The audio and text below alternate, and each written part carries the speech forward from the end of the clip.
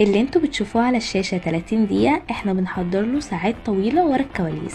الفن مش مجرد صورة بتطلع قدام الكاميرا، الفن رحلة طويلة من فكرة لمجهود لتفاصيل صغيرة بتبان في الاخر كلوحة متكاملة. فتعالوا النهاردة في مدينة الانتاج الاعلامي اوريكم يوم تصوير حلقة برنامج تلفزيوني وتشوفوا ازاي كل حاجة بتجهز قبل ما توصل. الفن بيعلمنا الصبر والالتزام وازاي نحول التعب لشغف وازاي كل واحد فينا يكون ليه دور يكمل الصورة الكبيرة. يمكن المشاهد بيشوف بس المذيع او الضيف، لكن في الحقيقة ان في وراهم عالم كامل من المخرجين والمعدين ومصورين وفنانين بيشتغلوا عشان الحلم ده يعيش. من فكرة الحلقة للأسئلة لتجهيز الضيف للإضاءات والكاميرا، كل خطوة ليها مجهود وناس بتشتغل. يمكن بيبقى فيه ضغط وتوتر وتعب عشان كل حاجة تمشي مظبوط. اللي بيهون بقى الضغط والتوتر والعصبية وكل الكلام ده هو روح التيم اللي موجود معانا، وهو بيكون سر النجاح الحقيقي. دي حاجة بقى من حلقتنا النهاردة، بس بلاش نحرقها دلوقتي.